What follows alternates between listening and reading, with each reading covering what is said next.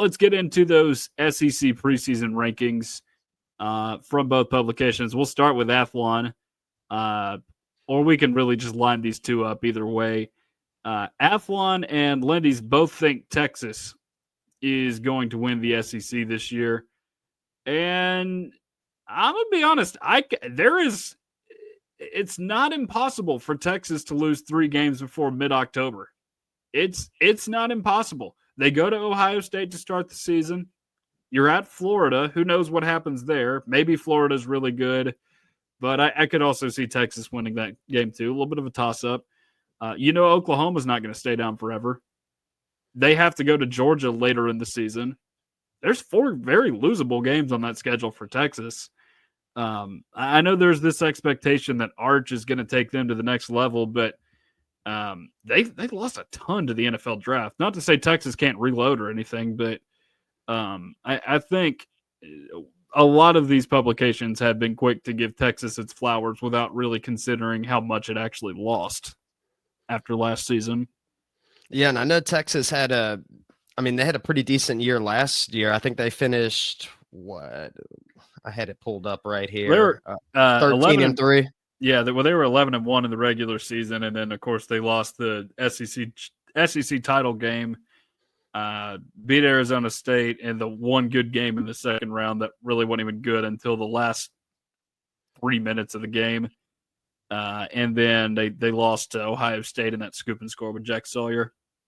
Yeah, and they were probably the best team in the SEC last year, but they couldn't get over the hump against Georgia, lost to them twice. So, who's like really expecting them to beat them this year? Like, I know like what you said, like everyone's buying into the Arch Manning hype, but it's difficult to play in the SEC. And like I said, they had a great year last year, but you can't even overlook Oklahoma. Oklahoma plays them close almost every single year. It doesn't matter how good each one of those two teams are. Oklahoma alone is going to be difficult, not to mention Florida, who's got high expectations going this year with DJ Lagway. And then Georgia, even if Georgia's not near what they used to be, you still like to think that they're going to be a top 3 team in the SEC for the foreseeable future. So, I don't know. I'm not upset with Texas being ranked number 1, but it is going to be a difficult road for sure. Yeah, it makes sense, but I don't think it is as easy as people are chalking it up to be. Number 2, and this is where the polls start to disagree. They're already disagreeing at number 2. You've got Georgia, according to Athlon, which kind of makes sense, even if I'm not a huge believer in Gunnar Stockton. And then Lindy's is going with LSU, which I find that one to be a little bit bizarre. I get that they're going with what they know with Garrett Nussmeier there at LSU, but it's just that's one that's just really strange to me because Garrett Nussmeier is nowhere near as dynamic as, say, a Jaden Daniels or a Joe Burrow. So how can you expect him to win 10 or 11 games when he's essentially just a pocket statue? And then number 2, one of the things that I think is so great about Josh Heupel here at Tennessee is that he has found a way to do more with less. Brian Kelly is the opposite. And really the last couple of coaches between now and Nick Saban have done less with more. That roster just about every year has the talent to win a national championship, but poor coaching is often its biggest hurdle, and it can't get over that sometimes. So it's as if they've essentially just found better versions of the coaches that came through Tennessee back here in the last decade. They're just bound to slip up a few too many times each year. And you look at that road schedule, they're at Clemson to start the year, which is not a fun place to start. You're at Alabama, who they've not beaten since Joe Burrow was the quarterback. But, of course, that's one of the greatest college football teams ever. You're at Ole Miss, which when Ole Miss is at least a 7-win team for the better part of the last 20 seasons, they win that game at home against LSU.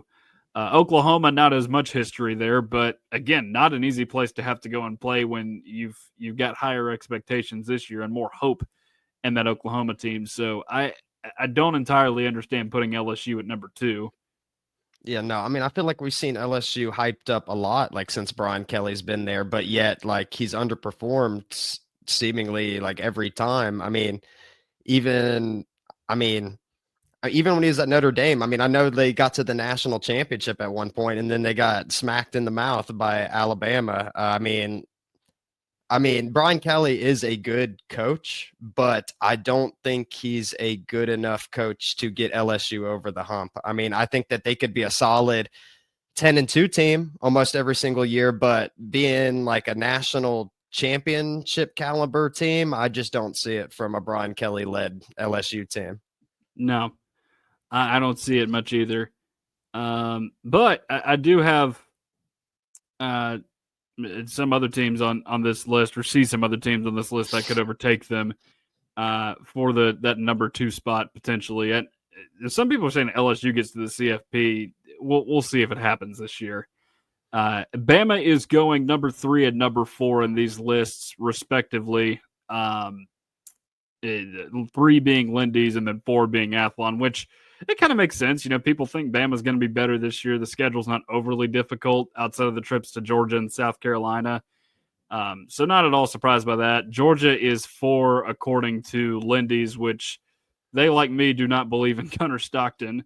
But again, they could very well be a CFP team. And a matter of fact, I think they probably are. 5, 6, 7, that is occupied in Lindy's, or Athlon, excuse me, by Florida, South Carolina, and Ole Miss. 5, 6, and 7 in Lindy's is Oklahoma, South Carolina, and Florida. So some agreement that South Carolina and Florida can be in that little window right there. And by looking at the rosters, it makes sense.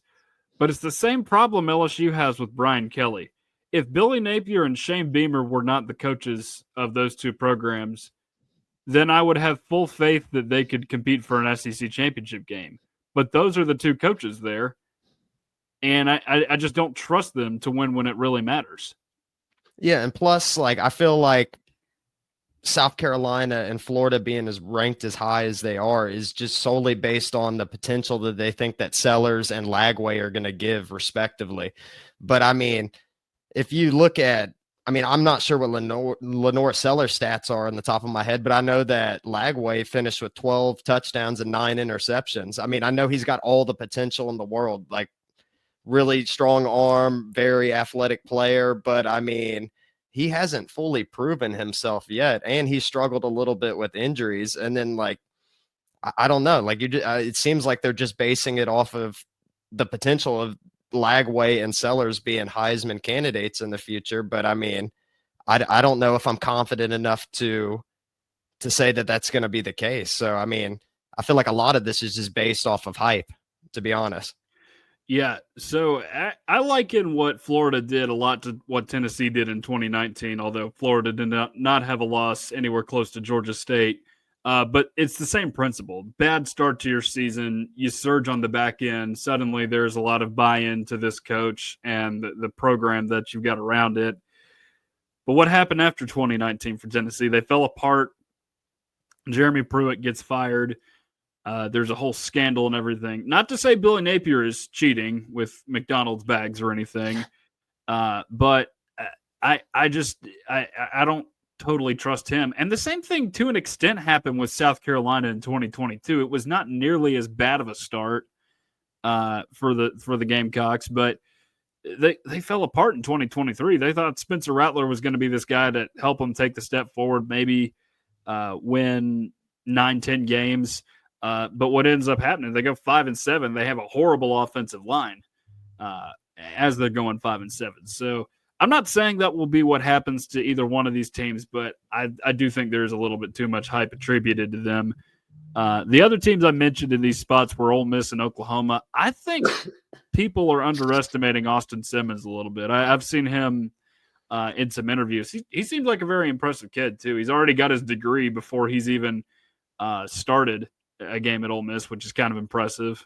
So it seems like a guy with a good head on his shoulders. And, of course, Oklahoma, you would think, is going to take a step forward, but Venables, the 10-3 season they had in 2023 was kind of it's reminiscent of those Mark Richt 10-3 seasons where like they won 9 or 10 games in the regular season at Georgia.